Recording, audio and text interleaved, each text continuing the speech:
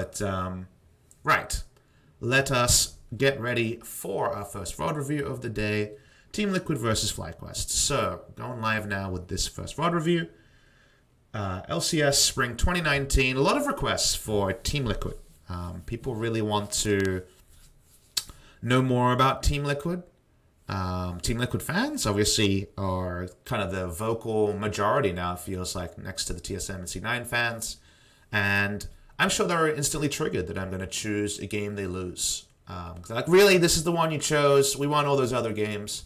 But the reality is, for you fans out there, the VOD review there is just going to be kind of a pat on the back, right? It's just, wow, this team is really solid and really good, and their players are good, and they built a really powerful roster that is very likely to win NA. But you know that already. Like, you guys won NA 3-0, 3-0 last year. And I think the Team Liquid fans need to be bolder. They need to be looking forward. They need to be thinking about international competitiveness and thinking about where this roster can rise to. And it feels scary to plug and play that you already are going to be champions, because everyone doesn't want to like curse themselves, right? But Team Liquid are a super good team, and they're a super solid team. But just like I kind of alluded to with my kind of intuiting of the double lift talking about Mountain Drake points, I think they play very standard Korean macro style. And I'm always skeptical of teams like that in Korea and outside Korea, of what it means for them in terms of international competition. So because of that, I actually much prefer to bring you guys a Team Liquid loss where we can kind of comment on the fundamentals, but okay, yep, we're seeing all the things that you and I have seen watching TL games over the course of 2019. We can marvel at Core JJ making good moves, but we can also think about and speculate where there might still be work that needs to be done for Team Liquid and kind of what it means. Because I like a stream like this where we're hitting LCS into LCK, into LPL, into LEC, to at least inform of, all right, it's a snapshot, but where are these regions at? Like, are we going to decide regional rankings at the end of today? Maybe soft, but probably no. We're just focusing on one series for LCS and LEC, and one game of a series from LCK and LPL in the interest of time and getting to all the regions. So because of that, it's only a snapshot, but let's see how Team Liquid looks today and learn from it. This is a game I haven't watched. It aired at 7, 8 a.m. Korean time, and some of you guys know I'm a night owl because I'm out there commenting live on the LCS and LEC streams, but I'm not that much of a night owl. I'm not a madman, so I haven't seen Team Liquid versus FlyQuest. I know roughly how long the game goes, but nothing more. The timer at the bottom of the screen obviously exposes that. We've done already intros as recently as last week of every region in terms of where they're playing and what their meta looks like, and I'll still touch on that, so I've opened up some things here. LCS, I always like at the end of each match week to check in, go to the champion list, and find out the PapaSmithy question. Have they won yet on Olaf? The longest question, the question that PapaSmithy needs to know. Looking for your boy Olaf. Where's he at? I think he has something like 9 picks, right? Have the LCS won on Olaf? Chat, do you guys know already? Here we go. No, they still have not won on Olaf. Yeah, it's interesting. Olaf is still 0% win rate in the LCS. They've abandoned playing him, so rest in peace, Olaf. You've been loved. We still love you in the LCK, but no one can win with tempo draft Olaf in the LCS. Interestingly, Yorick Mari also at 1-5. Yorick's pretty good, and traditionally, the LCS has not been able to play 5th pick counter pick matchups that much. So you feel like Yorick should be a god blue side second round draft just to kind of push and be fine. But there is some more top lane talent that can play for lane. I think Viper, I think Broken Blade, we already knew Licorice. So it's not as easy to blue side Yorick and then find someone who's not able to pick counter picks. But yeah, does feel like Yorick's got the NA Jace going, because NA Jace still hilarious. But look at this. NA deserves some some respect. I think some Papa champs for the LCS region are in order from the chat, because that's a 50% win rate for NA Jace. That is, 16 games. Like, this is pretty good. 50% win rate for Jace in NA. That's close to 100%. I think they get a double. Like, they've got the debuff of NA Jace. So I'm seeing them. Thank you very much for the Pog champs and the Papa champs for NA Jace. I knew you could do it. I've been confident for years now, since Season 3, that NA Jace would get there. NA Jace, finally, he can be the fighter for tomorrow. Achilleos' favorite cosplay. He looks a lot like Jace, so maybe we should message Achilleos. I know he's, sold his soul to the devil at the moment, but maybe he can find time for a Jace cosplay, just to celebrate the fact that NA Jace at 50%. People can definitely tweet at him. Tweet at Achilleos and make the parameters. If NA Jace is above 50% win rate in all, including playoffs, 2019 spring, surely he should be doing a cosplay of Jace. That's what we need. I'm not sure how Blizzard would feel about that, but we're throwing it out there. I threw things out at Quickshot, and it seemed to work pretty well. They seem to want me... We're talking about getting out there to LEC, so thank you to everyone who clipped and tweeted at and also went on Reddit. The voices were definitely heard. We're in discussions to work out a time to do a PapaSmithy guest cast, desk, etc. At LEC. Got to think about timetables, so I can't promise it's going to happen, but trying to make it happen. Would love to drop in there and just be European for a week. I got the passport, right? I was a EU caster for Worlds Final last year. I was there. I said Fnatic was going to win, and damn was I wrong. I should have gone with my first prediction of Invictus Gaming, but sometimes you get on pages like this that you see on the left side of the screen, you stare too closely, and things make sense that maybe you're looking for it. Is it the Mirage? Is it not? Who's to say? But NA Jace, big shout out to you. Somehow Lucian at 31%. We won't talk about that right now. Team Liquid. They're really good. You'll notice they are 4-0 on the red side. On the blue side, they have dropped a couple of games. Team Liquid are not normally a red side team. I think their power on the red side went actually way up in 2019. People kind of wondering how I can say that so flippantly or so assuredly. It's because with Pobelter in the lineup, they found it very difficult to actually use 5th pick red side for anything. Because Impact traditionally plays the tanks. Think of him sword-esque champion pool most of the time. And Pobelter was kind of that role-play mid laner who was very low on confidence by the end of the year. Now, Impact is finding a couple of carries in his pool. I see Kennen there. We'll get to this point when I see Griffin again, but I think Griffin should be playing more Kennen. And Korea should be playing more Kennen. Can't just be a Smeb only pick. But now they have Jensen, who can play 5th pick counter picks very well. And they can now say, all right, Jensen or Core JJ are now viable people to pick up 5th pick, last pick, counter picking support to win bot lane more. Double Lift always was someone who you could consider, but I think he goes tier list more often than not. He's not that greedy about 5th pick 80 carry.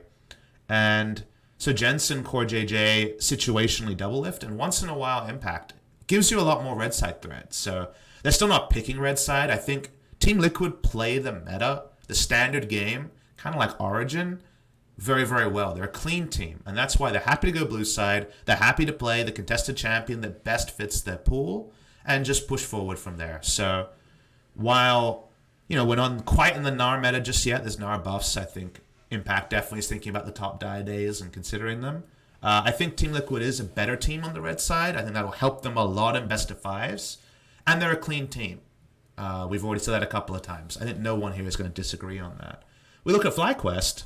Do notice that they have played the same amount of games. In fact, just 2 games less, but the great majority of their games on the red side. So they're happy to be parked on the red side. They have Viper in the lineup.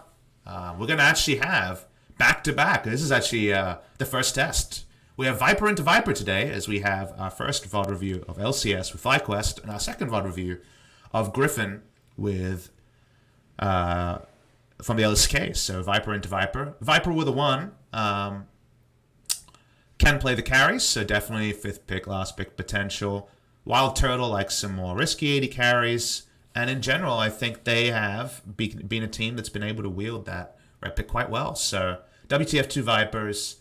It's been fun to watch Viper finally cement his spot after being on, Liquid Academy for years and years. So against his old organization here.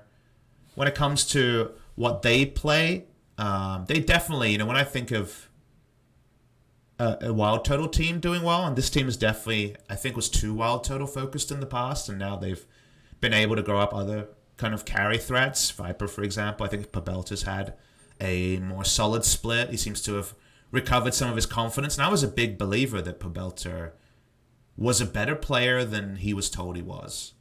Yes, traditionally has done poorly international and is a player who's very long-statured, but domestically has always had a bit of swagger around him, and you just felt like the right performance coach or sports psychologist could have actually had a lot to work with Bobelt. He's a very smart player, very smart guy. So in general, I think FlyQuest and TL are much stronger than their some of their parts in previous seasons. And we look at most played here, a lot of Aatrox, Nocturne, Lysandra, Kai'Sa, and Braum. So actually a comp that has a lot of synergy around Kai'Sa swooping in and picking your timings. FlyQuest don't get it perfect all the time, and they're not by any means a perfect team, but I think they're a very fun team to track that's not Team Liquid TSMC9, right? It feels like they're threatening to create a tier around, maybe even joined by one of those teams, but it's felt like there was always kind of 2 teams at the top, 1 team, maybe 2 teams in the middle, and then the irrelevant tier in NA. So I'm happy that FlyQuest is cropping up and doing better. Team Liquid, I think of them pretty similar to Gen G in terms of how they want to play. Tank top laner most of the time, tank jungler, carry mid laner that has CC, and then the safe duo lane Ezreal Tahm Kench, Ashe Tahm Kench, even though this season Double is not playing Ashe Tahm Kench. Tahm Kench, KoJJ is a monster on. By the end of last year, he was having a huge win streak. I think it might have been end of spring on the Alistair, but you look at the most played here, and it could be a most played in the LCK. Like, they play very, very standard stuff. So I know it sounds like a backhanded compliment or an insult, but they just play standard macros super well. And I feel like Team Liquid are aware of all parameters and have their vision down. Like, they're very hard to beat without some pretty inspiredly aggressive early game play that I think is not usually the way with NA. They still struggle in ending games and killing games, a lot of NA rams that happen. But, they're very easy for me to watch. But I kind of, as you guys have noticed, look at them and say, all right, but what if Invictus Gaming played them? And what if Fast Teams played them? What if they were in the LPL? And we can't get the answer on that, but it's something that hits my mind when I watch Griffin, when I watch TL, when I watch teams that play pretty standard macros. So that's the introduction. I think we're ready to load in here. Let's set the default settings. Thankfully, I had a nice recommendation for some good keyboard commands when it comes to accelerating and decelerating. So hopefully, we won't have to open the overlay too many times. But 1.5 times speed. Cast is nice and quiet. Captain Flowers booming around. Pretty quiet here. If there's any audio balance issues, let me know. But I think the settings have not changed since last time. So I finally get to join in on the TriCast. They didn't invite me live for it, but I'm here. Let's pretend that I am here with Captain Flowers and Kobe, who are your regular casters. It's the World Finals TriCast. We're bringing it back, so fun stuff there. And TL, to me, are a team who in draft will always look at the enemy and say, we want to play our game. What are the champions that they play that we haven't scrimmed 8,000 times against that might interrupt our flow? Mountain Drake, for example. If they could ban that, they would ban Mountain Drake. They would abandon a ban here. They'd ban Mountain Drake and then Jinx, and they'd probably have a situational ban against FlyQuest. That would be their approach, because they just want it to be, normal. That's what they want it to be. Meanwhile, FlyQuest, they've pretty much gone tier list with their bans so far. They have gone for, wow, at 1.5 times speed. It feels like this is going. Let's check this again. All right. So we got going at a nice speed here. So, TL blue side, as we mentioned, only 4 games on the red side. They're going to first pick LeBlanc. If we think about the spot where they are first picking LeBlanc, a lot of teams take Zoe into LeBlanc. That's available, but it feels like, you know, I was ready to give this matchup completely to Zoe at the highest level. But Belter and Jensen are both really good mids, right? But I think LeBlanc with certain jungle matchups is really hard for any, like, non-super slippery mid laner to deal with. So I don't have a problem with picking it early. And it also allows you to play side lane. And I think TL are big fans of their macro quality, right? They feel like they are a team that can play 1-3-1 really strong. So I have no problems with LeBlanc first pick with Zoe open, but it's just something to comment on. I think you take Lissandra 11 times out of 10 if it's available, but it was final ban, so they just replaced Lissandra with LeBlanc. L mid laners, just going in there. Now we all know Viper's the Riven God, but I don't know if it's actually pushed up to first pick tier yet. I don't know this draft offhand, by the way, guys, so this is going to be legitimate responses right now. There's no hindsight or extra information that's granted to me. We load here. Braum early round, I found very surprising when we saw it done by SK Telecom T1 about a week and a bit before this game played. But if you get Braum and counterpick AD carry, I think Braum is really reliable. And with Galio gone, I think he jumps up to first pick support. And you can get some really good pushing matchups. And the best thing about Braum first pick is instantly the enemy is so scared of level 1. Because Braum's level 1, forgiving, super aggressive.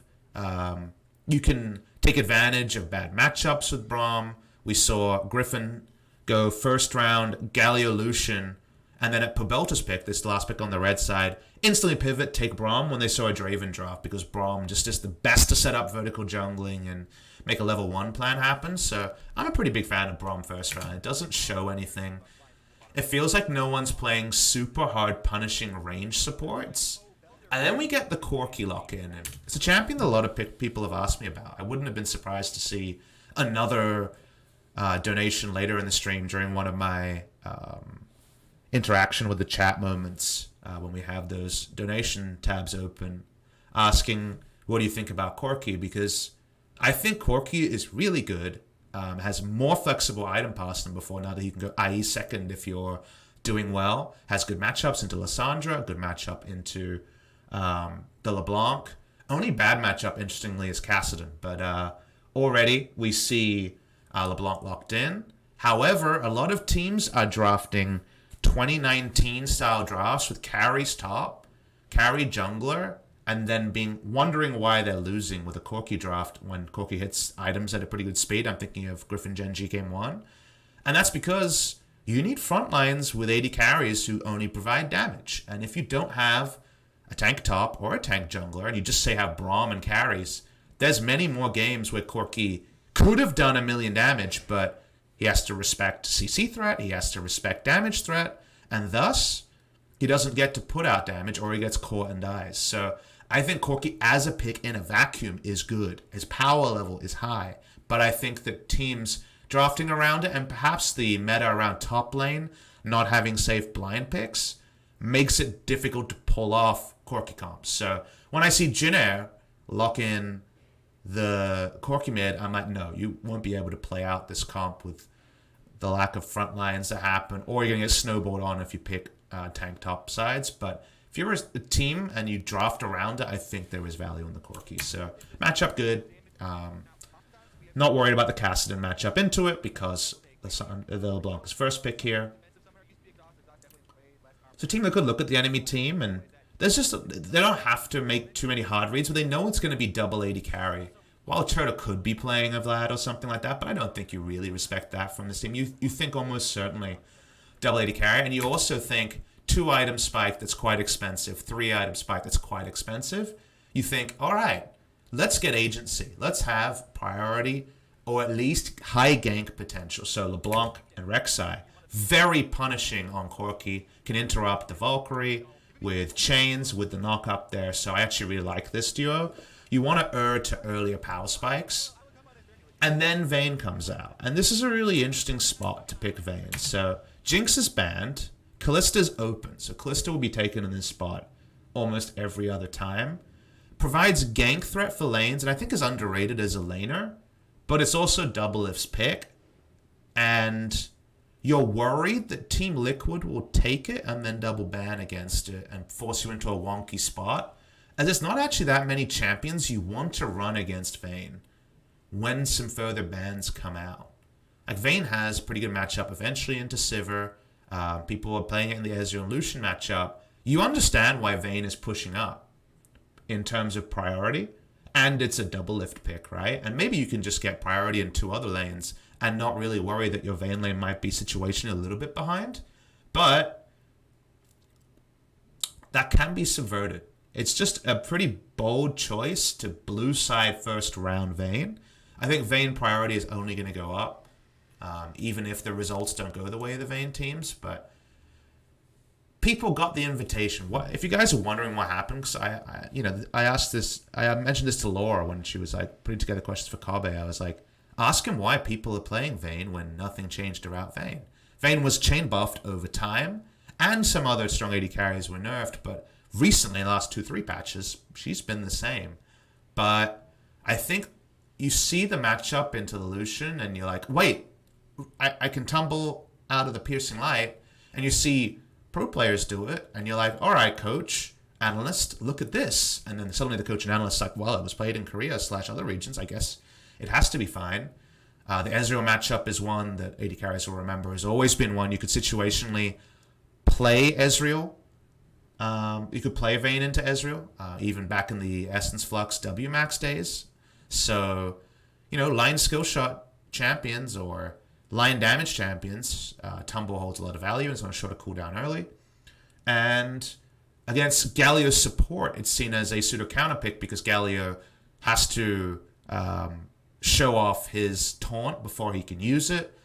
So if you have the brushes warded, you'll never be hit by Flash Taunt because you just press the condemn button. So given that, I understand why Vayne is rising. She clearly is a viable pick more than people realized 2 weeks ago, but there are drafts that work against it, just like there are drafts that work against Corki. So this is definitely the instant, like, all right, Doublelift's Vayne moment, rather than is this was the right spot for Vayne moment. And then suddenly Captain Flowers is enraptured. I'm a big fan of Skarner right now. I think the Skarner buff is huge, even though it's a smart huge buff. Kind of like how the Zed rework many, many years ago was a smart change when they made his R return to the original spot. That was the point where, at that time, there was the ability to go back to your original R location rather than being behind the enemy, so decrease guaranteed damage. As we're getting a bit of spam in chat, so that's worrying. Mods, please, if you can help out with that one. That's unfortunate thing going there. Hopefully the mods get on top of that. But for YouTube viewers and the VOD's sake, let's get back to this one. So the Skarner here, you look at the enemy team, and you can definitely find a lot of people with mobility you want to punish with the Skarner ultimate. That part makes sense. And from there, you want to be able to just punish. With a map control advantage, Skarner can do a lot of stuff here. We don't want to, put too much analysis into it just yet, as for now at least, it's going to be back-ended in terms of what the Skarner provides overall. But make a 10-minute follower mode. I should be able to do that. That's something I could do. And Valdez also helping out. Thank you very much to people there. So please play around with the settings there. We'll zoom in on this particular game, though. So double ban at Core JJ. He respects it. You understand it. These positioning-based champions that can help with their rotational speed are super scary to give over to Core JJ. So I'm a big fan of the double ban against him. No first-round support here. A lot of teams, remember, will first-round AD carry support to stop bans like this. So as things are rounding out now, you have 2 frontliners. Skarn is going to build tanky. Braum is pretty tanky here. You have 280 carries. I think a lot depends on last pick here. You would assume Viper's playing a carry, but for this draft, a tank would make it more square usually. So because of that, you kind of wait to get the full information here. And then we look on TL's side, and we're getting pretty risky. So let's talk about what TL's doing here. They have very reliable ability to punish Corki in the mid lane with LeBlanc Rek'Sai, but also the Corki, you know, he's still going to have package situationally. At some point have 3 dashes with package, Valkyrie, and Flash. He has Valkyrie Flash already in a short lane.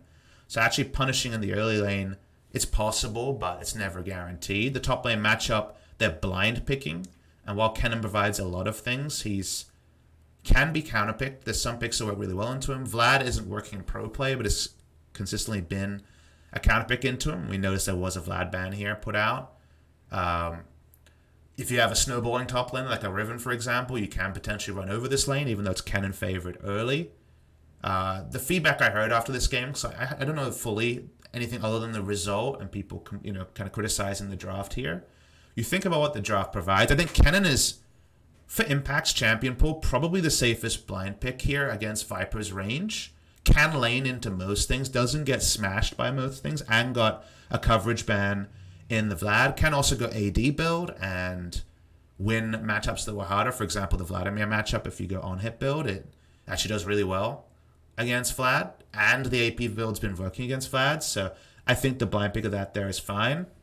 When it comes to Core JJ's options, Galio's banned, Thresh is banned, Tahm Kench is banned. So champions that help them stick the Vayne in the mid lane have been banned, and I think that's smart because the way TL's draft plays out is not many champions can answer Kennen and LeBlanc in the side lane. Corki potentially can be defensive, but doesn't work as well on a long lane. Thus, side lanes are doing well, and then Vayne Tahm Kench or Vayne Thresh or Vayne Galio would have been their top 3 choices. A wave clearing in the mid and rotating. So spanning away the S tier there makes the TL game plan more risky. Suddenly you look at this draft and you're actually more struck by what could happen. Eventually, they have a very big lack of wave clear. Baron buff is god tier against a draft like this. Vayne cannot deal with Baron buff. If it's against her, she provides nothing. LeBlanc can't deal with Baron buff, and neither can Kennen. So that's where this draft falls apart. So even if Rek'Sai gets things going, they won't be able to hit their rotations as well into the side lanes in the mid game, and that's something that might actually slow them down. I'm not actually sure what happens here, so guys, for full disclosure. Alistair's open and could have been chosen here. For example, in LEC, Alistair is pretty high priority. In Korea, it's lower priority because the laning phase isn't great.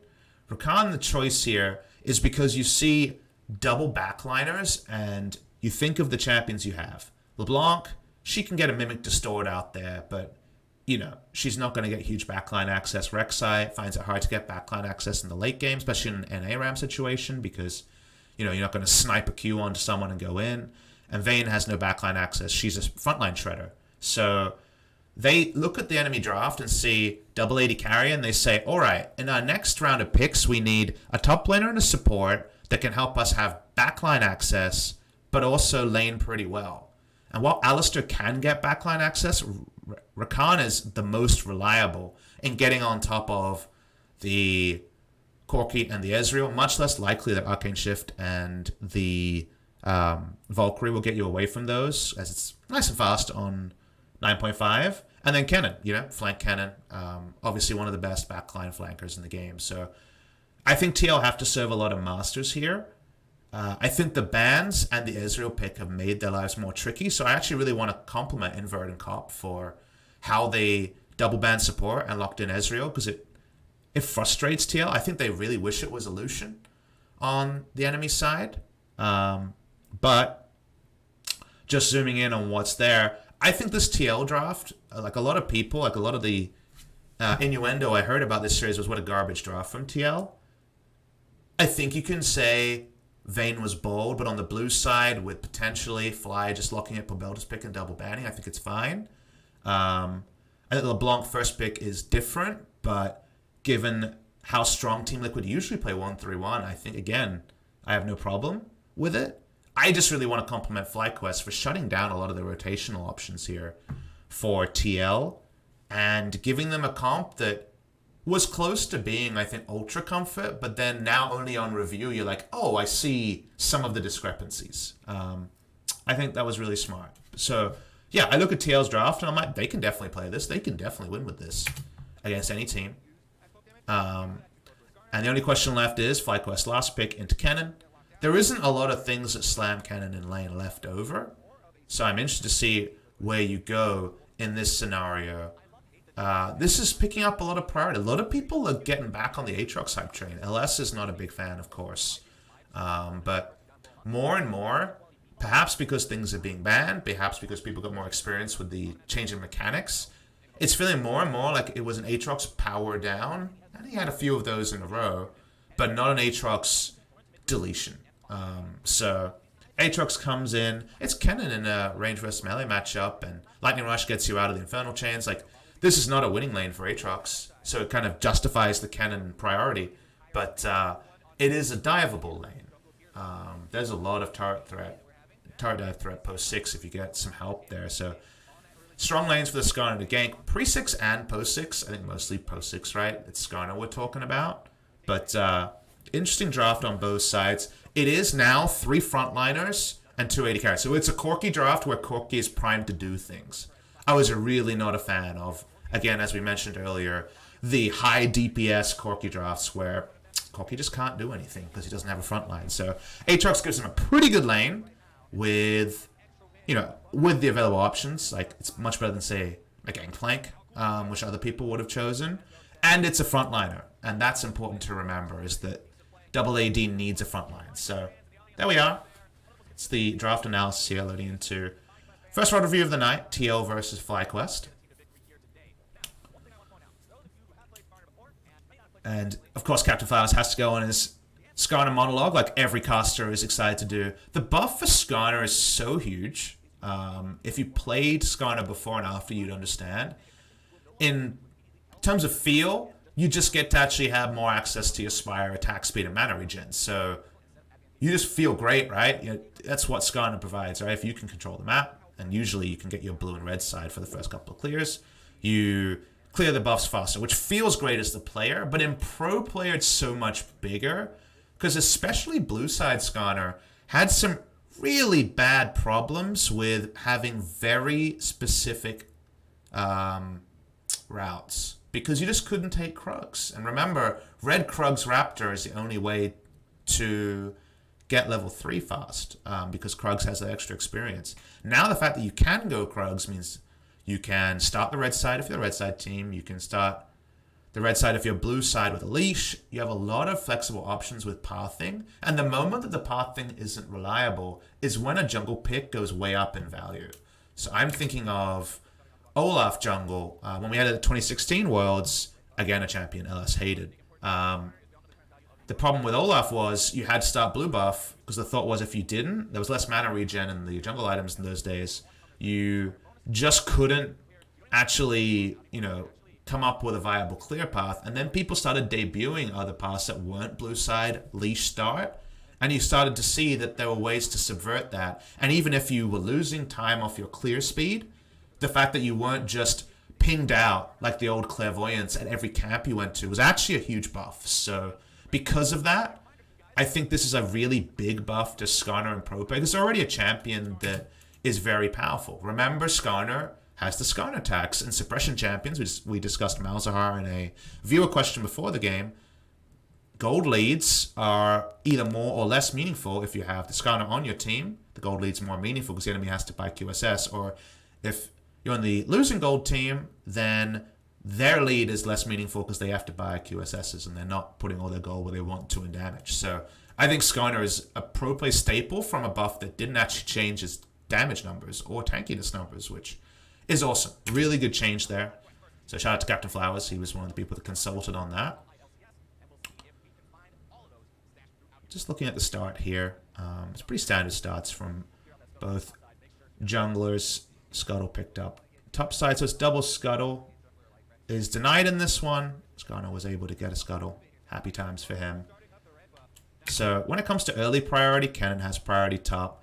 Mid lane, Corki can have priority level 1. I feel like LeBlanc takes it level 2, 3, and then Corki needs a couple of levels when it comes to trades. So as you can tell from the minimap position, it's a good time to invade. With Skarner, you know he took Scuttle, so you're pretty sure he's on red buff right now. Like, it makes sense for him to be on red over and above any other camp. And it ended up being a full clear involving Scuttle. So Smithy gets in there. He's feeling good about it. Good contest around priority. So far, TL are playing very standard. And these are the sort of things we're talking about that aren't very, like, you know, we're not ruminating and fast-forwarding, rewinding, because this is very standard Team Liquid stuff. Let's talk about this, though. How does this happen? So let's talk about why this happens on this side. As I'm getting a message. So let me look at this message quickly, as you guys can have a look at the mini-map and confirm me. I want to make sure I haven't been missing anything. No? Okay. All right. Going back to the VOD review.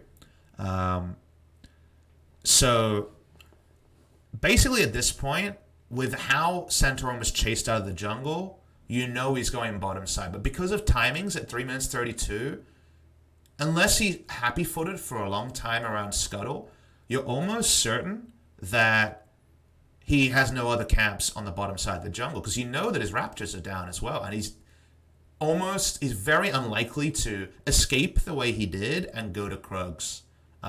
This is while the enemy top laner has Krugs, so you think that Kennen's going to get there, but the enemy top laner is closer to Krugs because Kennen's pushing up, so you know Aatrox can't leave lane, so it's kind of a next level, but it's a read of, we have priority in mid, we have priority in top. He's not going to go all the way around to go to Krugs. Which camp is he going to? Because he has no camps that's going to respawn on bot side. Skarner going to the enemy Scuttle, so the enemy Raptors, is most likely here. And you don't expect him to take the, you know, the Spire or anything like that. So this is just a really good map read coming through from Smithy. It's as Corki is backing.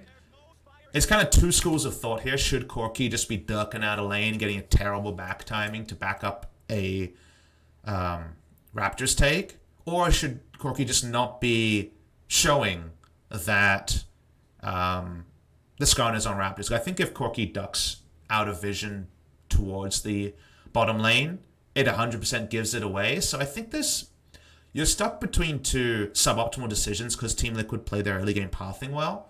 And then Santorin's just like, all right, I'm getting in there. You know, I'm getting in there and getting on these Raptors. And Smithy just reads it perfectly. This is just the square League of Legends that Team Liquid plays better than a lot of teams around the world. You can pull off this Raptor take on some junglers, especially in mixed language rosters.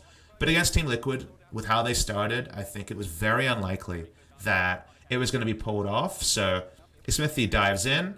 Worst case scenario is getting Raptors. Best case scenario, it's the camp that Santorin's more likely to get to. You get that early start, and this is where, you know, no one right now is mentioning the draft. Everyone's like, holy crap, Smithy is reading Santorin like a book. I'm going to get to see Vayne. He's up 6 CS. Excellent. Enemy jungler is going to be a non-factor till level 6. Like, this is where you're like, holy crap, Team Liquid is just on top of this right now. Team Liquid is in a really great spot. And you'd be right. They're winning CS every lane, and they got the gank off. So TL had some concerns draft-wise in how this game was going to be going, and they indexed more into team comp, and yet they got the early advantage. So it's kind of opposite day in how we were outlining the game, and it feels like Team Liquid in a really good spot. 800 gold lead already is pretty big here. And then FlyQuest, they cannot do anything right now, because the jungler is on the Skarner.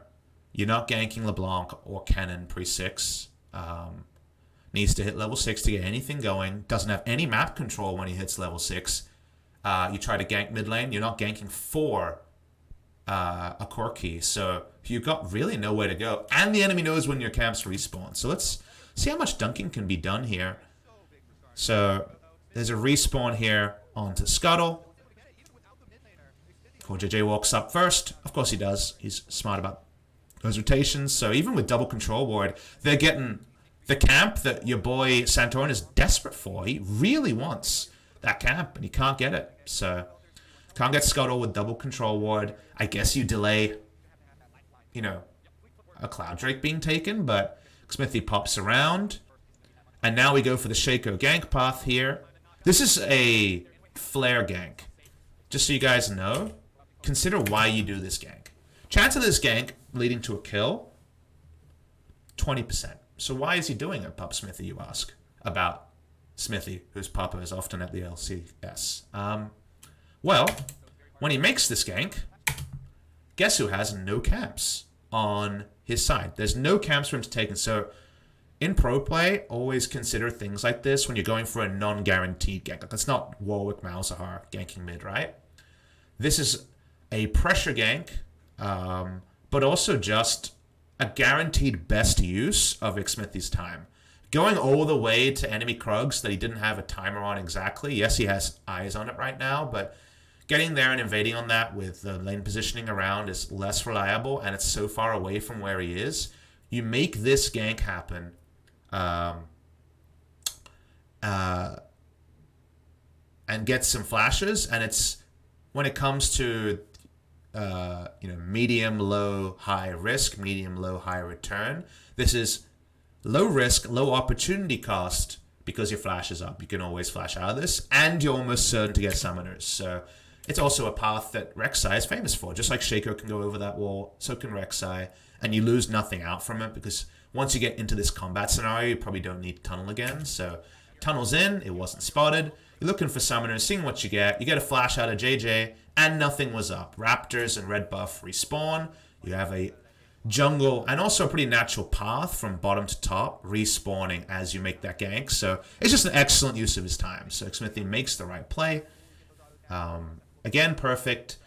It forces JJ to move a control ward in there, and they have to lose control ward they had down earlier. And guess what? It's an area they return to as the blue buff is respawning. And again, you're watching this as a Team Liquid fan. You're like, man, my team is good. And you'd be right. This is some excellent early game play for them in this game.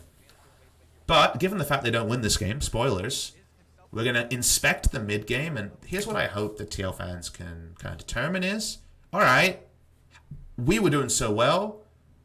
Was it the smart bans that mean we have to work on champion pool? Was it just YOLO mistakes in the mid game that we can try to attribute, but obviously we'll only be able to speculate on? We'll find out. So far, this is basically the VOD review of every TL game. It feels like the first 10 minutes of this VOD review are just going to be every TL game this season, where they just have been more solid, have better players in some roles, play a very standard game. This is how they play. So because of that, I've been waiting for an interesting TL game to review because, I mentioned I wanted to review MSI hopefuls just to get an idea of where they are at in terms of the meta of some of the better teams around the world. And people are either really high on TL or saying like, oh, I don't think it's going to work for international players. Hey, the Scuttle steal doesn't help your boy Santorin, but moments like that are underrated, even in pro play, even with all of these experienced players. The moment that you get True Shot Barrage stolen on your Scuttle, it's something you think about. It's kind of like, you know how some players have been accused of having bad comms because they just talk too much nonsense rather than just only keeping a game focused, and that it could be distracting? Your mind is instantly distracted right now. Just the same as if I got a family emergency message just before I went live, I can't focus on my job because there's, something, the elephant in the room is so loud and trumpeting. Same the case when a Scuttle is stolen. You want to be thinking about like where the enemy is and 2-3 camps ahead, the chess moves, but you always will have a couple seconds lingering of emotional moments. Paboda going for a pretty standard roam. He's not spotted on this. TL's vision right now hasn't been replaced. They only have a control ward in LeBlanc's inventory, and she hasn't put it down. So this is one of those blank spots that back timing sometimes provide. Interestingly, Double Lift had a back and CoreJJ didn't, trying to freeze for Double Lift. That means they are down in control wards. Now, I'm not going to rewind it to fully understand if that was an oversight, but that's the only reason this happens. The only reason that CoreJJ hasn't had a back pre-10 minutes is because they played a pretty long extended laning phase and then CoreJJ froze. or roamed up with the jungler and then froze, right? There was no reset timings. Impact's just all inning for control. He's 7 CS ahead. It's not as much as you want, but it's fine. The LeBlanc's doing well against Corki, better than expected. Mostly because jungle's so far behind. So, you know, Skarner's lack of relevance spilled over to that lane, and then turret plates start coming in. Right now, it's the first turret play of the game, so not a massive lead. But Impact's not a player you plug and play getting many turret plates on as a blind pick blue side top laner. So relevant that his cannon's looking good, and we know that his Gnar potentially, if it gets good matchups, is going to be big. But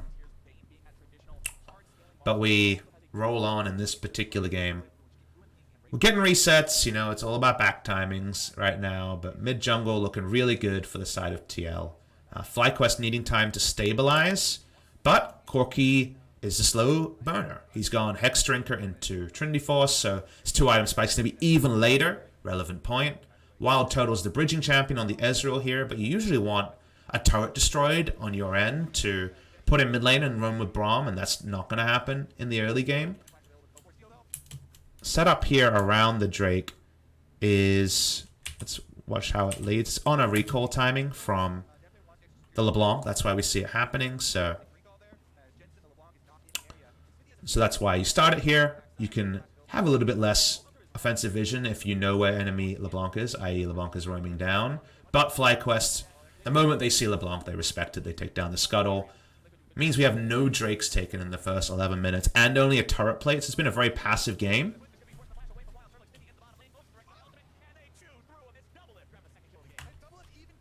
Let's see how this started. The action here is not as exciting, but this is just Core JJ being Core JJ. Watch the spot of his jungler when this play starts. Rek'Sai's coming down, but at this point, Core JJ says we're going, even though clearly Rek'Sai is going to be caught on vision. Core JJ's he's got his own skin, so we believe in him.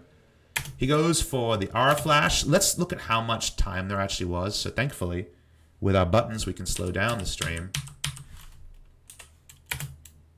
Let's see how much reaction time there is here for a flash from Wild Turtle, because that's always an argument.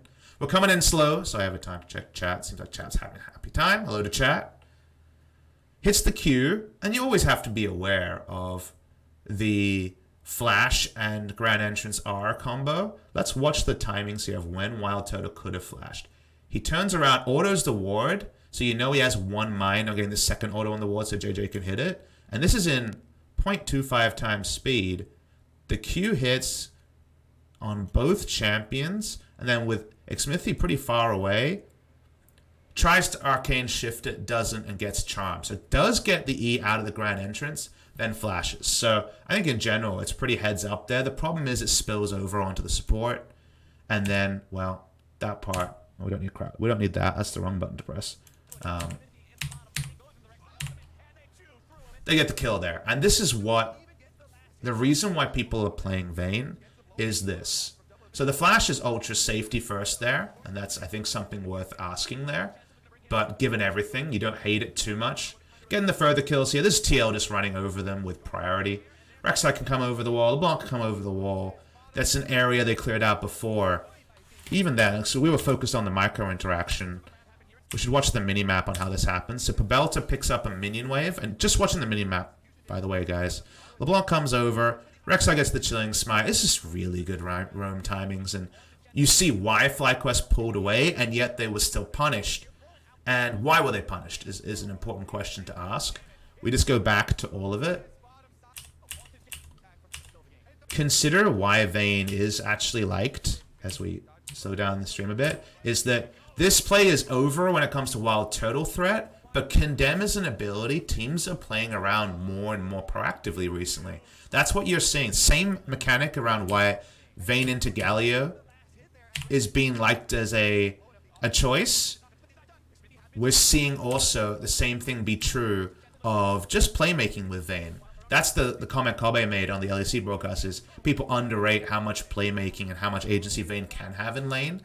And when you get a lane freeze, when you're not pushed in, when your other lanes are in good spots, Vayne can think about proactively losing Condemn. Condemn gets them that first kill and then it spills over to everyone else. So I think in general, just really strong play by TL. Core JJ knows the team's rotating first. LeBlanc gets to push in the lane as this happens. I think FlyQuest should fully disengage from the turret here. That's your real criticism of FlyQuest is think about how much time in real time they have. So we can watch this play in real time. Let's go back. So remember JJ's dead. Think about when the call came that LeBlanc's missing.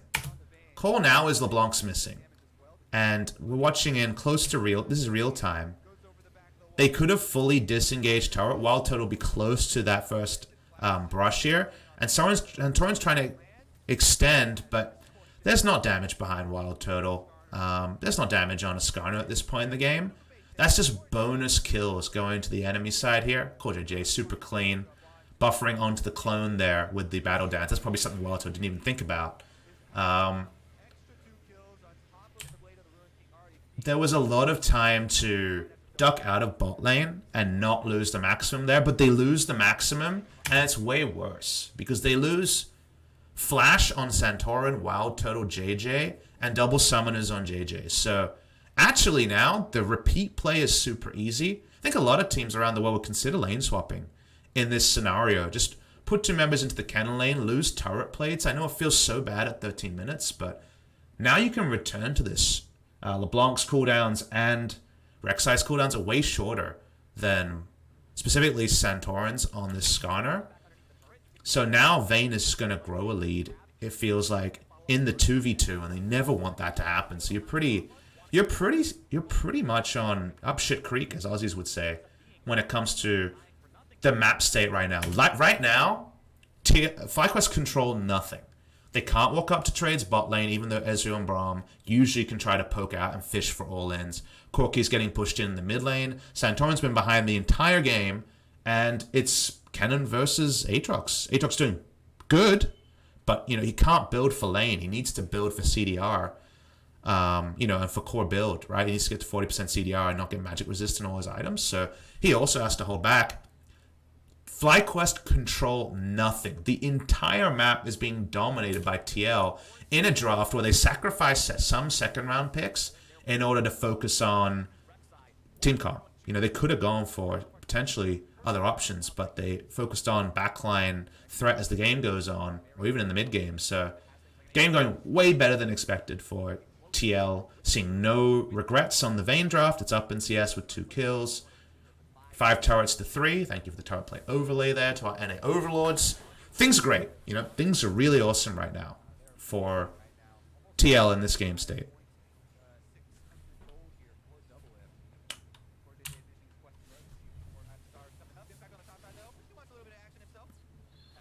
Just chasing in on Viper, just trying to do damage where possible. They can't kill Aatrox through dive. It's why they drafted Aatrox, frontliner, and also someone that was under no turret dive threat. So. But guess what? You come down, you get him to fully disengage. You can't ult if Rek'Sai, so you can't teleport back in if Rek'Sai is present. There's first turret of the game, taken in second most preferential spot. You're feeling so good right now as TL. You're taking over the map. At this point, you're just super surprised TL didn't win this game. Let's be honest here. Like, this is super duper clean. I can't even point out any mistakes. In fact, TL have next leveled way more than mistakes in the early games. So, really like how they played it out. Really like their draft. FlyQuest, again, is scaling. They have double AD carry and a frontline. So, I think their reliability in team fights, in spite of getting the Rakan Kennen, is still enough to, I wouldn't necessarily say outscale, but potentially more reliably fight back in, say, a 5,000 gold disadvantage at 35 minutes than you might expect. But the game should be done and dusted around there. Almost any configuration of champions from the side of TL beats FlyQuest. I guess Kennen has no threat on Corki. I actually think Corki beats Kennen in the side lane right now. But otherwise, yeah, things are really solid. Most interesting advantage FlyQuest have right now is triple teleport will be up soon. And remember, TL have actually doubled down on lane strength by going no teleports on Jensen or double lift. I think other teams would go TP LeBlanc and or TP Vayne. The TP Vayne with Rakan is much more risky, but other teams have done similar things. You're just trying to work out, as TL, let's keep doing what we're doing, getting 3 out of turrets and start making it about Baron soon. how and where would FlyQuest realistically fight back? You don't have any deep vision on camps anymore, so you don't know where Skarner is. You think about the side of the map you have more control on, top side. Well, very, very unlikely that you're going to be ganked there, even though you're going to be overextended, but possible, right? There is going to be dark spots where Skarner could get through when you're pushing into inner turret. Mid lane is so low percentage. Skarner never wants to gank mid lane. If you're a mid laner against Skarner, you're almost always fine. It's too short a lane for him to actually have proper chase potential. So bot lane is the play. Like, bot lane is the play. You see a control ward there, so they know they're safe for now, but Smithy, his first thought is to hover around and see if there's anyone in the tri-brush. There isn't. TL pull back. Again, just showing controlled play. I think TL are playing around spots really well in this game.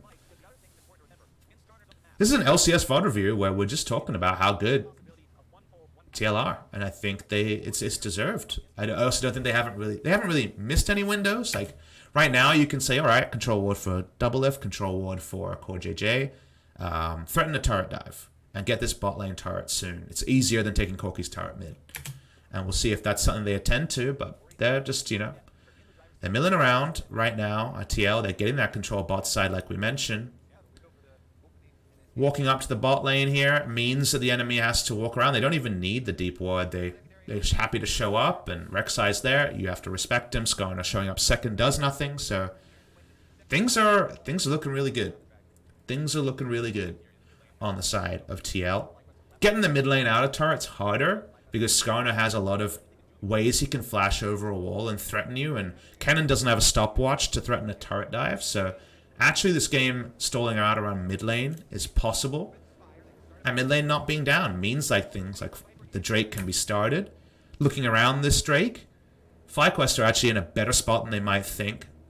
There's no flank ward behind them, so they can actually kite upwards towards their mid lane turret. Kennen threat here. It's a pretty suboptimal TP spot because they already have core JJ and double lift coming from the bot. Usually the way you want to orient these fights is to force FlyQuest to naturally want to kite in one area. For example, have 4 members top side. Well, naturally they're going to be going bot side, as is the defensive spot where they can still leash the Drake, and then TP behind them. But Kennen reinforcing core JJ and double lift actually doesn't change the threat profile here at FlyQuest. They can just go up. So that's where wards are actually not providing very much time or much control.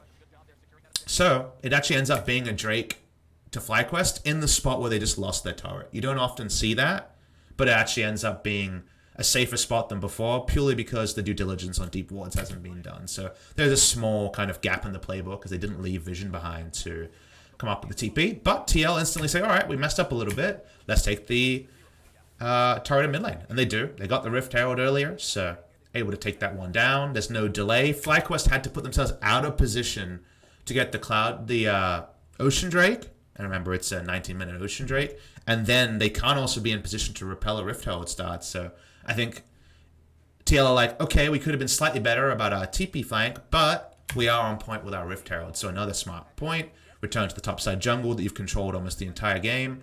It continues to play forward, so TL continuing to do well. And now the interest for the stream, I think, is how does TL lose this game? You know, like I didn't watch this game. A lot of late time NA viewers, you know, would have seen this game before. I didn't watch this game. I'm only watching it based on reputation. We're gonna wait till we find the mistake because it might just be something that catches me off guard, and then we can always rewind, guys, to come back and work out what led to that problem. Was it a lane assignment thing? Was it a vision thing? Was it just a solo mistake? We can't get comms, but we can obviously pick up more stuff there. You're getting chased out on your blue side jungle. It's kind of a bit tone deaf though, so this is kind of a curious play. Let's watch this one. Here's a small mistake. So FlyQuest push up on a lane ward. By the way, guys, I'm looking at the mini map here. Vayne wants to recall, I assume because she has entire Rage Blade. It's a really weird recall timing if she doesn't have entire Rage Blade. So we'll get the confirmation on that in a second. It's entire Rage Blade. So it's a huge power spike. So yes, Baron's live. You recall there. But Core JJ leaves mid lane in order to think about vision plays and maybe poke around Skarner.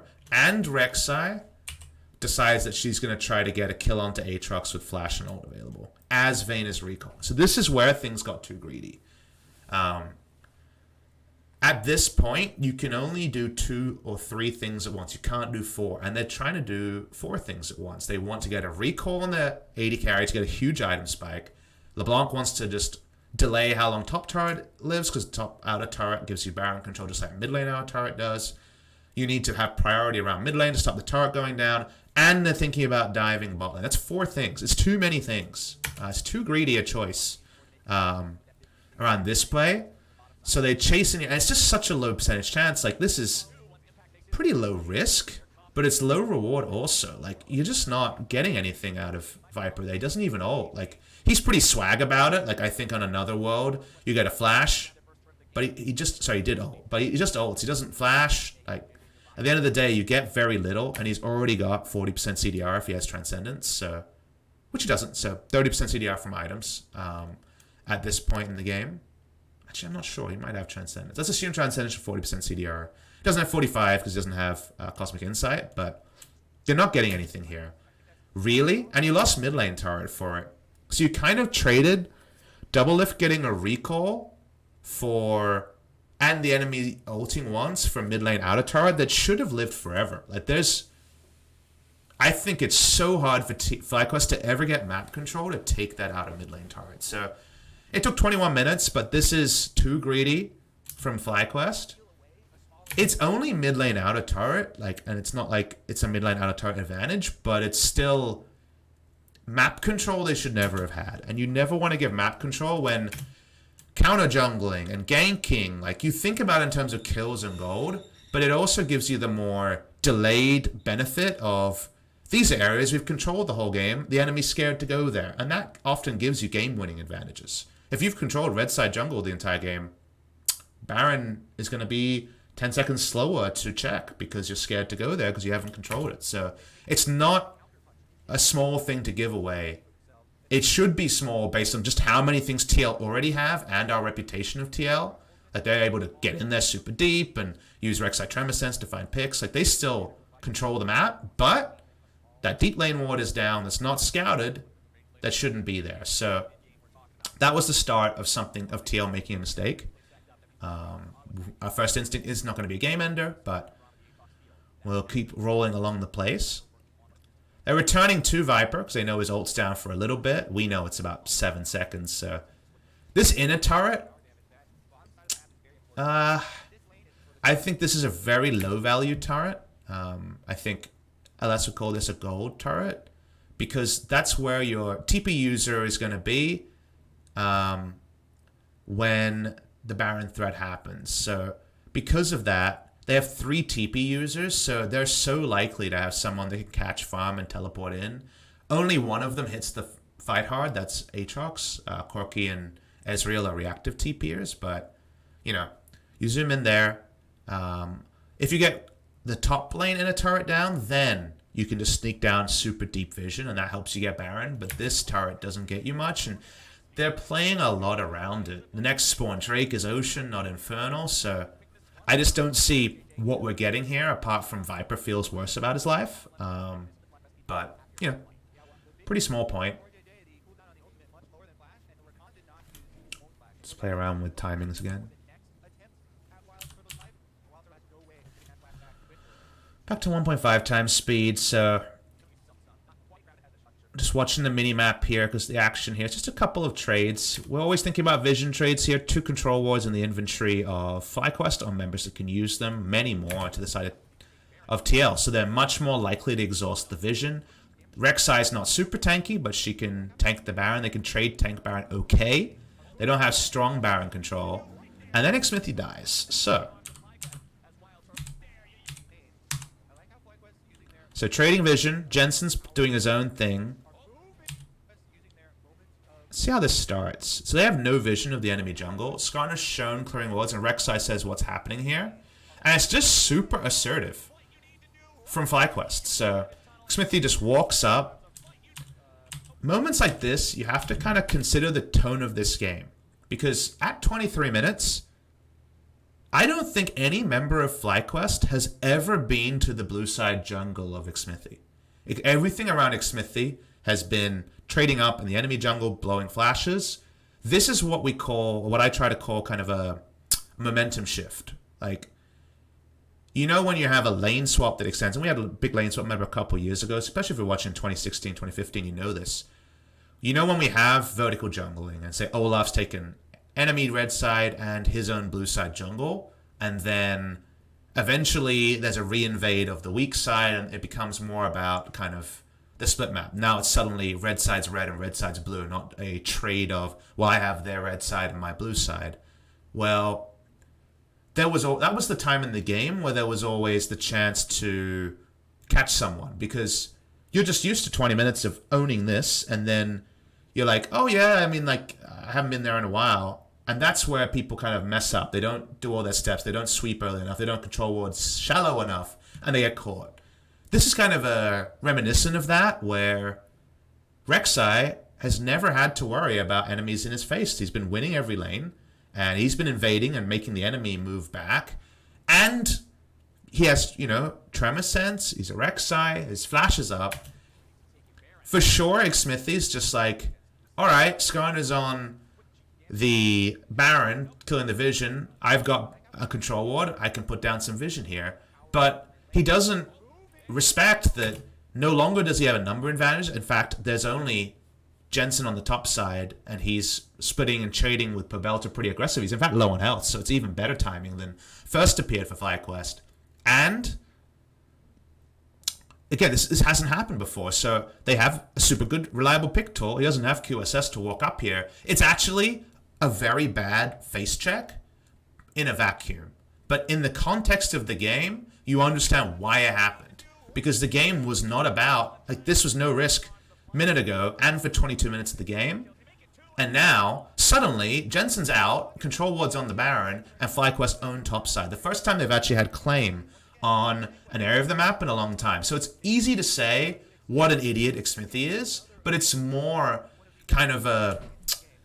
I kind of want to use, like, music words without really knowing them very well, but, like, the tone of the game, the timbre, like, the feel, the texture of the game is one that TL is, once again, kind of Thanos, right? They're just running the game, and everyone's doing their bidding. And then it changes, and they're just too slow to update. And they lose a lot from it. Top outer turret goes down, and they lose Baron control when they still were... Remember, they just got their sick item timing. So they got their Rageblade Blade the Ruin King that gives them Baron threat, that gives them frontline shredding threat.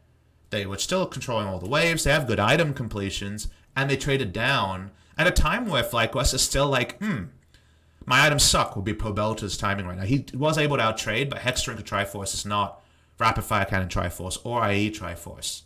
Ezreal's doing fine, but he's not doing, like, ahead of the curve. He's, like, behind in effective items to a Vayne until he backs now. And while Vayne takes down an Ocean Drake, we're reminded that 3 minutes ago, TL put everything into pushing through bot side and then blowing a flash while Doublelift recalled and got an important item timing, and then kind of pushing again and not getting a kill and maybe getting some Ocean Drake control.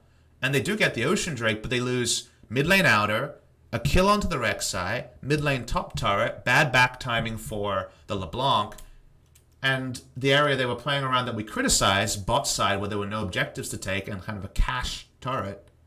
Like, they chunked it, they didn't even kill it. So this is where the macro kind of goes from easy early game macro of get them outer turrets down. They were flawless. S+, not even an A+, S+ in their macro in the early game. Now, they're not focused on where can we play? It is every part of the map. They are focused on that. Where should we play? I would argue they're playing around kind of low reward areas. And now the game's in a bit more disarray than it was previously.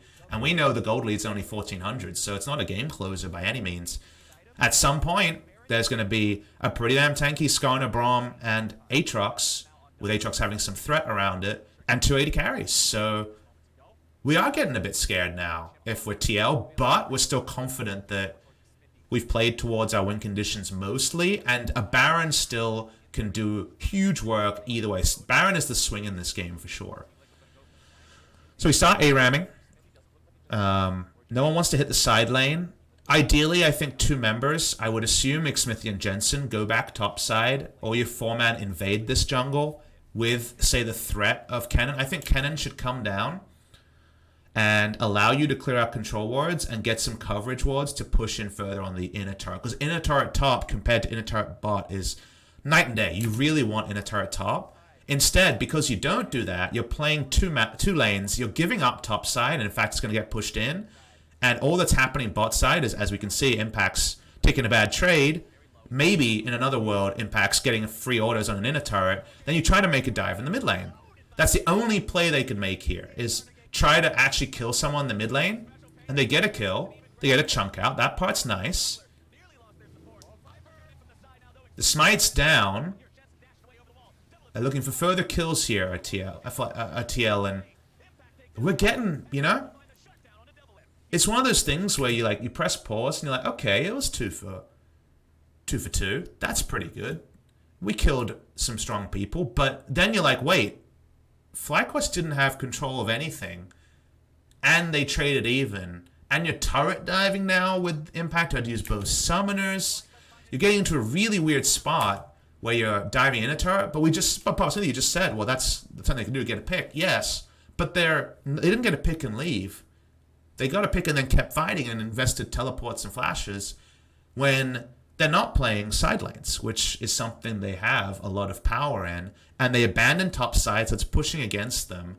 While they didn't lose the game here, given the game state, FlyQuest's like, yes, please. We would love to trade almost even, because previously they couldn't get access to anything. Their jungle wasn't getting camps. They weren't able to play in their lanes. They got their turrets taken down first. It was a long map for them to go in. You should never trade 2 for 2 when you're way ahead, just like we said about Vitality in that series last week in the VOD review there against G2. Also consider that we reach points in the game soon where gold in the immediate term means more to FlyQuest than it does to TL. I think when you're getting close to 3-item Corki, any gold he picks up is so big, because then he's suddenly a champion that if he plays perfectly and has a front line, he can just hard carry you. He's a god of damage, provides nothing else. Even more so than Vayne. At least Vayne has Condemn. Corki really only has damage and a knock-aside with his W, with the package, a conditional knock-aside. So I think FlyQuest will use gold around this mark super, super well. And now it's another 1-for-1 after the pause there. More gold onto the Corki, closer and closer to a Zeal item. They get TP back in. What TL did is not categorically wrong. It's not boneheaded, but with how many other ways they could play the game, and with the advantage of playing early so well, it's one of those things of they got like a $20 shopping voucher at a cookie cake factory. A cupcake factory. Let's go with cookie factory, cupcake factory, cookie cake. Cookie cake sounds pretty good. And they just ate one, like they had a big lunch beforehand and they had one cupcake. And then kind of looked at half a cupcake and weren't really sure about that. No, like you have the voucher. It expires today. Like you have to actually use that to its... You have to maximize it. And they didn't. This is conspiring to get the smallest advantage when the door is wide open to get lots of things. Like this should be a game where, because of how clean the early game is, a clean team here, PapaSmithy's saying, and they got this, and like, yeah, they got to kill the enemy team, but you got top turret, Rift Herald charge, you're able to set up this wave, you got Baron control, but we can't, right? It's a 3-for-3 where 2 kills go on the person who needs the gold right now the most, which is on the cusp of 3rd item Corki. So, and then, you know, what also happens after a moment like this? Look at the map. Actually, Team Liquid know nothing about Baron. They don't have a Baron ward. They don't have red side control. They controlled the map much earlier, but ever since the catch on Rek'Sai, they know nothing. That's why Core JJ is like, I'm going to go on a warding mission. And this is where the buddy system isn't working. So now we're seeing another small teething problem. Communication is off. There's no buddy system after the reset. You got to reset and re-invade for vision as a team. We don't see that. FlyQuest runs on Baron 5v4, and now anything can happen. It doesn't matter who gets the Baron or whether the Baron happens. TL don't control their fate anymore. This is the opposite of Thanos right now. Looking for the peel. FlyQuest have more people that can tank Baron than TL, so they can keep it leashed for a while. Wato goes off the back, kills Smithy. They're coming through the front door with Impact. And they're just fighting, at this point, 5v3 and get the Baron. This is great Baron by FlyQuest. Some teams, I think bad teams in FlyQuest draft, are too scared to actually take the Baron here. Why is this Baron so clean, chat? Why is it clean? What is different between this Baron take and most other Baron takes you've seen in 2019? I'm going to wait. Why is this Baron so clean from FlyQuest? Some people mentioned they didn't have Smite here. That didn't matter. Why is this a good Baron from FlyQuest? I see Vision. Vision's a good answer. People trolling. That's a possible answer. Why is this such a clean Baron? There's multiple answers here, but I'm fishing for one. 4v5 is one of them. They had full control of the area, shut down the jungle. That's very important. They all turned to fight. True. I'm seeing if people actually see kind of the most subtle thing I'm looking for here. All right, so the question I had, I'm going to repeat it and then go over the answer this time, is why is it such a clean Baron and why is it different to other 2019 Barons? So let's go back to the start of the Baron. You got to pick and you start Baron. Look at the enemy wards. Well, they only have control wards on Rek'Sai because Kennen decided he needed a refillable pot. And look, he's in a side lane, so he's the hardest person to criticize. There's still a corrupting potion on LeBlanc, who is late to this, so should have vision to poke in vision, but can't. And it's the good old Brawler's Glove. So Doublelift wants to fight, but unfortunately he needs to see the enemies to fight. So control ward there is begging. It's a problem with QSS, right? The Skarn attacks puts you in these weird spots where you're ahead 300 gold, but you bought 2 QSSs. Doublelift's like, crap, I bought QSS, I need damage. I'll buy Brawler's Love. He doesn't have a control ward. So because I didn't communicate for the clear on this Baron, already it was going to be hard because Core JJ is like, I'm 1000 HP. I'm going to put down some ward. Okay, I died. So they should have had backup. That's a Core JJ and team problem. Whatever. Happens.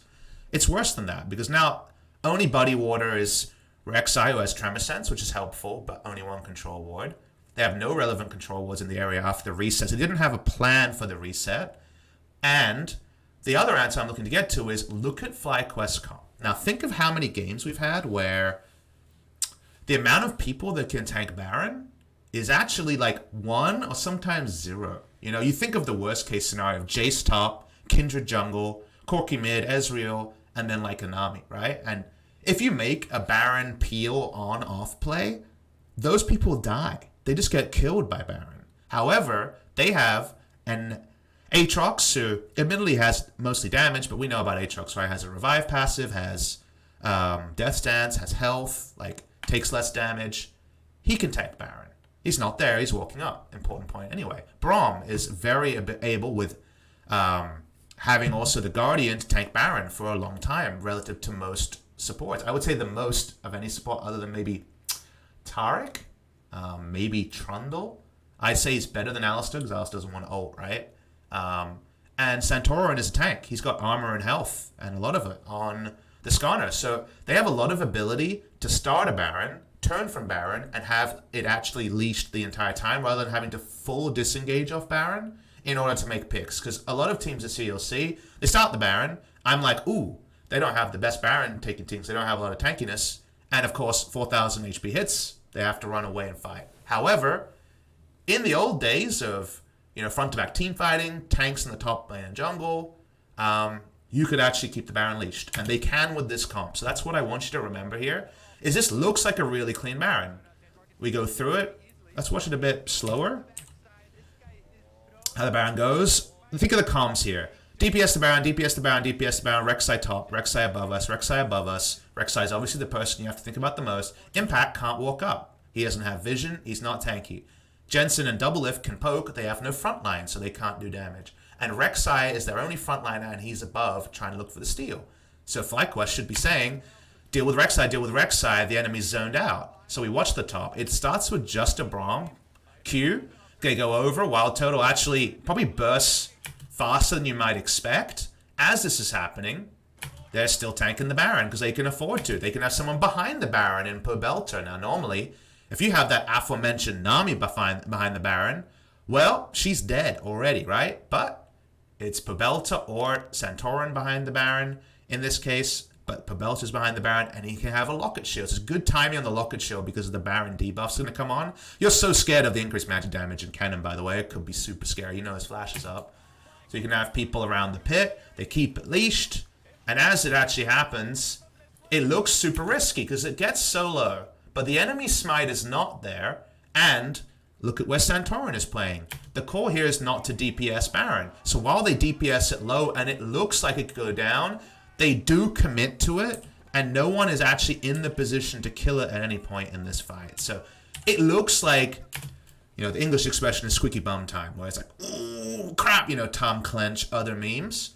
But given the scenario of, all right, the enemy support's dead, they have no vision, the enemy Rek'Sai with Smite is dead, they don't have Unsealed Spellbook, we're not going to DPS it down, we're going to actually commit to the peel and turn on to the fight.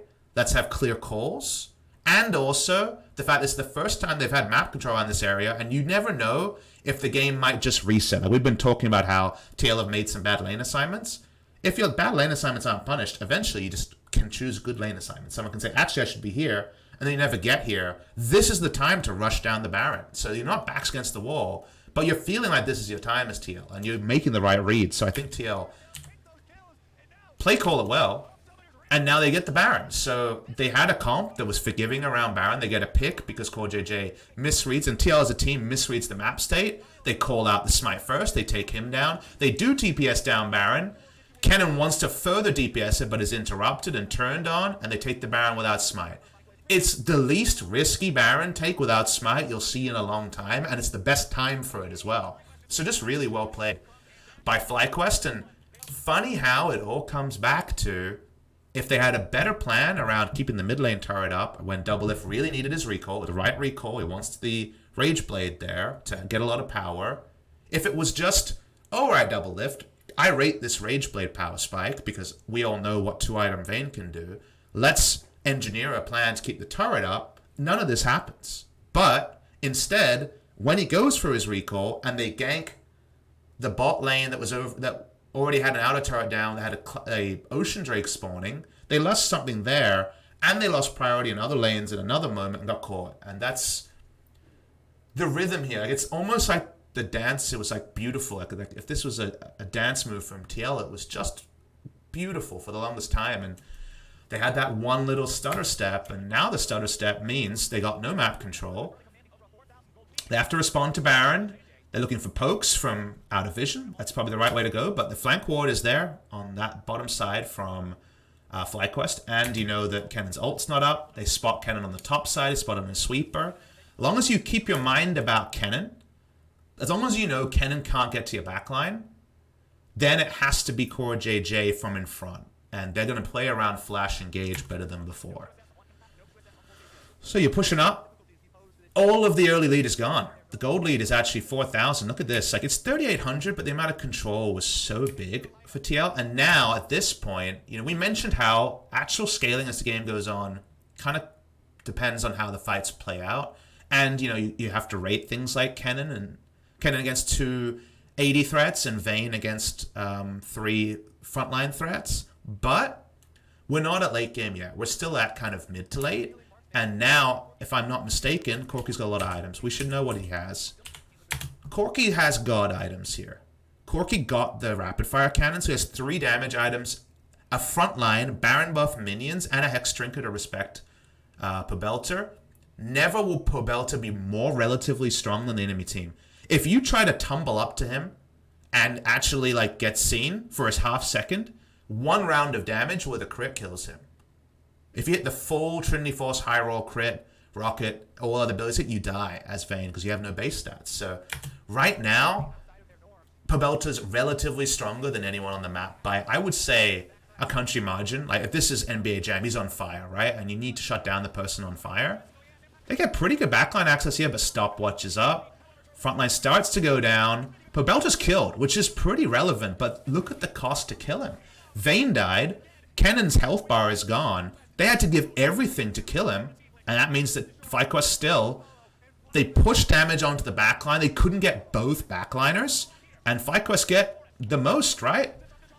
I don't think they win the game here. I think it extends further because the minion wave dies. We're going to watch this, and it gets a bit Fiesta here from FlyQuest. Like, I don't know why we're going that hard. I think there should have been a more confident call about whether you can and can't end games, but we've had so many close calls, right? In SKT Griffin and in the LEC. Like, there's been a lot of Fiesta calls, and we're going to have a fun call to debate later today when we go to the LEC game.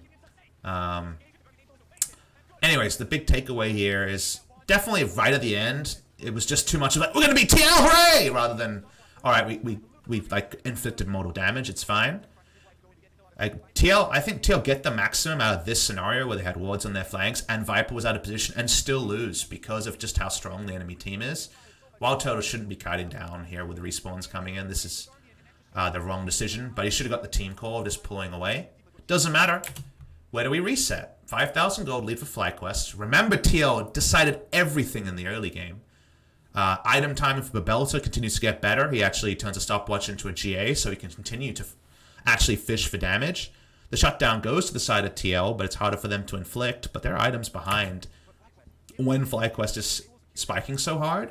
And now your hope is get a Baron. You know, get a Baron, get a Elder, play the map better, but it's too late for that, I think. Like, it's so much harder for TL to contest things. The reason why I say that is FlyQuest roll back after with Baron on some members and put down Vision. Who walks up from TL to contest it? Rek'Sai is the most reliable person, but, you know, she takes her time with Tremor Sense, and she's a bit scared, always trying to tunnel backwards.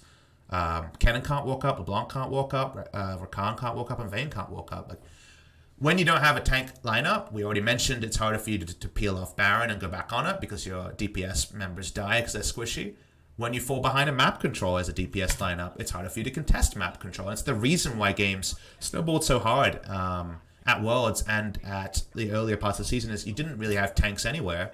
And so you can never contest Vision. So it was just so easy for the enemy team to close games when they got a lead. So FlyQuest, you know, they're able to make it pretty simple. Viper's able to go bot lane with TP. That's what you want. They had triple TP. Again, the flexibility lead. And that flexibility was at the cost of combat, but at the prize of flexibility, right? And, well, they won the combat when it mattered. TL made a very poor transition mistake. And now you have a TP advantage. In the late game, as we all knew, like, TP just outscales every combat summoner because you can be places the enemy can't. And lane assignments are so important. We'll see how FlyQuest want to play out the rest of this game. And we're just watching TL. They're trying to take the safest possible Baron setup. And you know what? They are able to clean a lot of vision. They don't see the one control ward. It might have been spotted for a half second there. But they get all the Baron vision. Unfortunately, now they've been exhausted of vision. Rakan has one control ward that he can't put down. Kennen has an item buy which tells you that he just wants to fight because he has the, you know, the AP elixir. So he's just, look, the blue elixir is just about fighting here. So now they can't contest for vision. I really hope this is where FlyQuest just press tab and are like, they have no vision. They're exhausted of vision and they have to play around Baron. They can push in top side. And they're just going to get their control wards and make it so hard for TL to do anything around that area. So FlyQuest seem to have decided it's about Baron. They would ideally want to stop Baron in the next minute because you don't want TL to swap for Elder. If Elder's on the map, there's definitely, if you're TL, you run straight at Elder because you get a 3-stack Elder with true damage that you apply so reliably. And the fact that you can't contest vision there doesn't matter because you're pretty sure the enemy is going to be all on Baron. You can use blue trinkets to check it. So that's where things are at here. FlyQuest want to make this around one objective, not split the map around two. You don't care actually about the scuttle as much, so respawns are coming in. Let's watch how FlyQuest try to close this one out. Just the poke. Gotta love that cooldown on the Mimic and the ability to poke over the wall at this point in the game. Being very safety first here at FlyQuest, and we might actually get overlapping spawn timers. Seems like they just want to buy some more final combat things. I think that's okay. My instinct is start the Baron earlier, but they were so assertive around the first one that we'll give them the benefit of the doubt this time on this one. So we're watching here for the final setups to understand. And if you're joining us late, we talked about how TL kind of made some pretty significant lane assignment and reset mistakes that have lost them a lot of their advantages. They played so well for the first 20 minutes. Watching how it finally closes out is the kind of last piece of the puzzle. Notice TL can do what we mentioned. Because FlyQuest took a while to actually start the Baron, the 2 minutes of no overlap actually weren't used. So now Elder is somewhere TL can run at, and FlyQuest's like, oh, we don't want to give that up. They have a lot of damage. So watching here is TL is getting more than they ever should have gotten. If you have to play around one spot, you don't get to chunk people out for free. Viper is out with his ult down. So Elder stays spawned. We notice here, we're watching this one. So 2,000 health on the Drake. Very assertive TP in. Doesn't need to be a flank TP because it isn't cannon, right? Can be a frontliner for his team. So they show up. While Total shows up, we're going to watch this one in slow speed. So let's slow it down. Getting those decreases on and see how this one plays out. So it's a front door TP like we're mentioning in this particular play. Double Lift has to stay leashing. Remember, TL have to think about Drake leashes more than the enemy because they can't extended leash it as long because they don't have tanky players outside of FlyQuest. So we're watching this play come in. Cannon's flank TP is also another defensive one. This is kind of peculiar, right?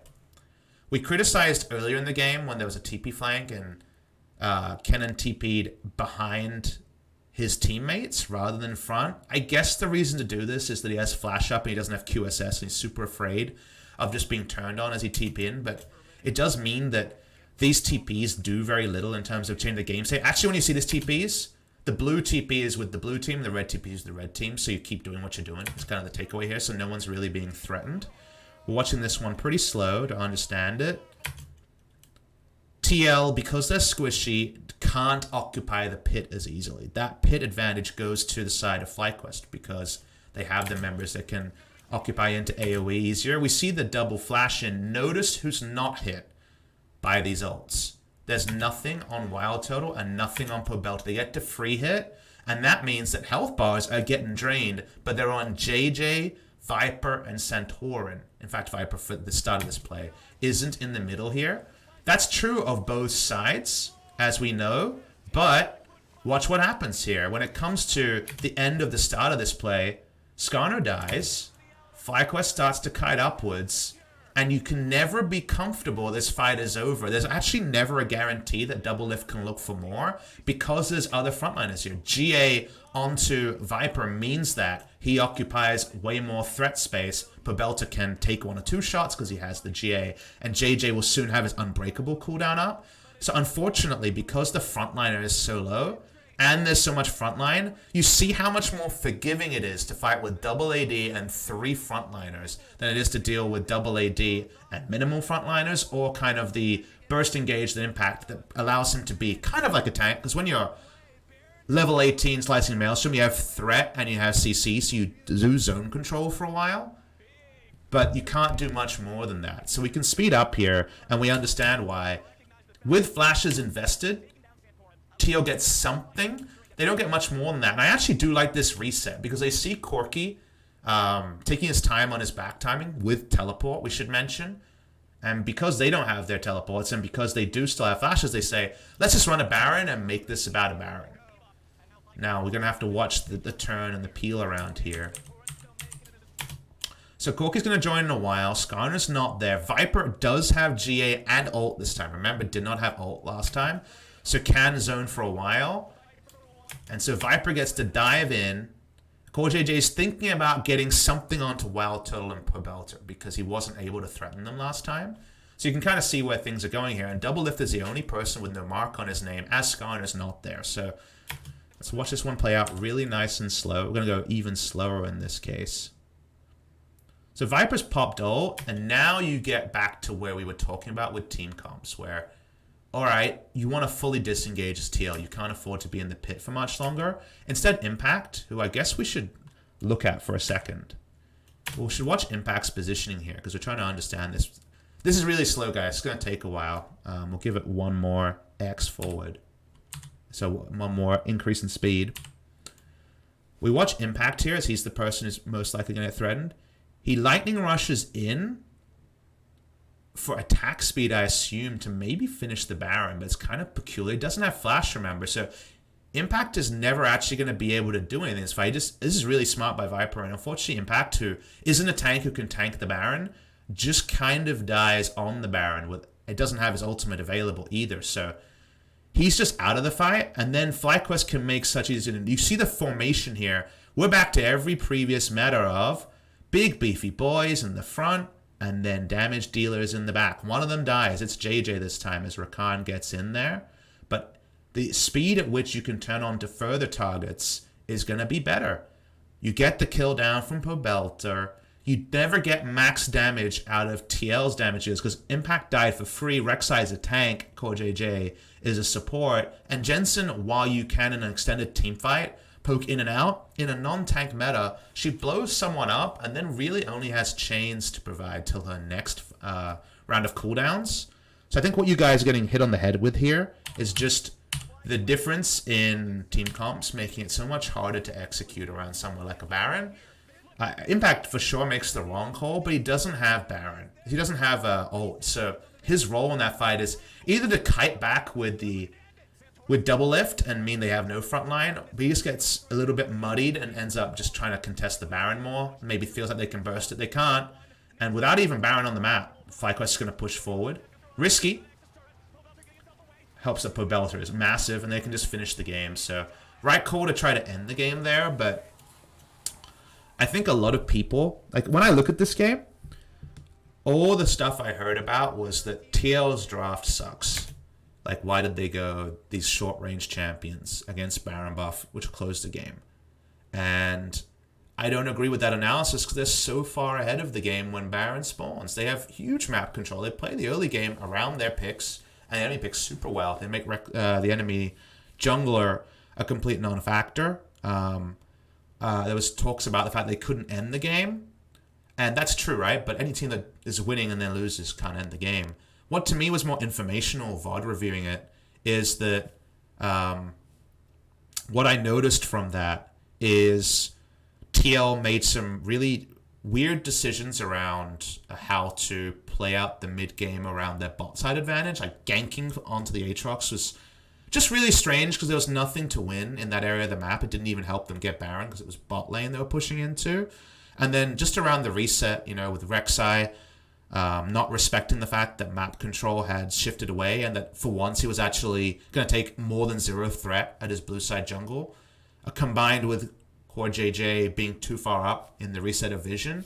Like, to me, that's what the VOD review tells me here is there's 3 spots where, is it hubris? Is it poor comms? Like, I can't know. Like, it's no single mistake that lost in this game. I think everyone had a moment where they were muddied, and then FlyQuest played super well around the Baron take. Like, I think their Baron here was really clean, the first Baron, and it's a benefactor of the comp and the triple teleport and their setup, but they made a clear call that was the right one, that this was the time to take Baron, and then they had the amount of forgiving enough draft to peel in and off of it to find the right targets and finish it, and they did, and it wasn't too greedy. And while from there was some little hiccups, it's a game of two halves where I think FlyQuest probably, like, if you pause the game at 20 minutes before any of the mistakes have happened, like the lane assignment into Rek'Sai being caught, I would tell you that TL is 99% to win this game.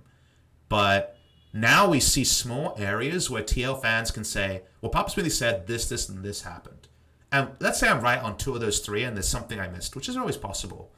Even 1 out of 3. Finally, TL have a VOD review where they can learn something and they can work on something. Because I think communication and or lane assignment and or coordination around back timings being communicated, those things seem to be amiss in this particular area. And that means that it's something they can beef up, that they can work on, and it isn't just TL play TL style and won. Because I don't think that helps them for MSI competitiveness or even domestic competitiveness at all. I think there is things for them to learn from there. And people in chat right now are memeing about, Impact, right? And his champion pool, just like you might about Sword when we get to our second VOD review, which will be Griffin versus Afrika. I think that Kennen is a really good pick for them, and I think in general he played it out good. Now, was it perfect around the last Baron? No, but that was the most conspicuous one. I thought his flash in around the Elder Drake was pretty good, all things considered. Yes, it is a weakness of his play that I think on the international scene could be an issue, and even against Broken Blade and Viper from time to time it'll be an issue. But they overplayed around his lane in the mid game when he was doing well. His laning phase early was good while they were winning. It wasn't like he was on fire while everyone else was making him look good. And it never should have been about those team fights, you know? Like, they should have had map control and flank teleports from Kennen. It wasn't. It was defensive teleports from Kennen because by the time it was teleporting, they'd started to make mistakes. So I think it was more how they set up around the Kennen. Maybe you could argue, glass half empty, that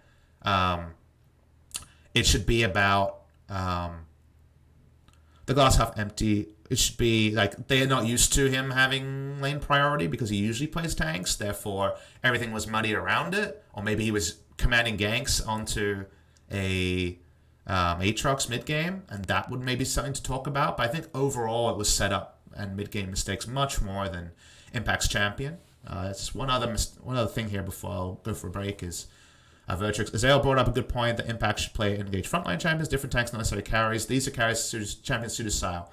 That is what you would say. That's PapaSmithy's analysis for a lot of top laners who are struggling right now. Same thing for Sword. I'll get into this about Sword, but a lot of what I say about Sword will imply to Impact. You need to have priority champions that you can play, and the tanks were all nerfed. You need other picks. And it's very good to see Impact playing Kennen, and I don't think he's the reason they lost this game. It wasn't perfect Kennen play, but I think he fulfilled what Kennen was about. He wasn't getting solo killed in lane by Aatrox's Riven, for example, as Sword was. I think it's much more like if he can find 3 picks, let's say Gnar, Kennen, and X that can kind of lane into everything and not lose, and sometimes even have pressure, and sometimes he can skill up like he famously did in 2016 in the top die times on Gnar every game. That's enough.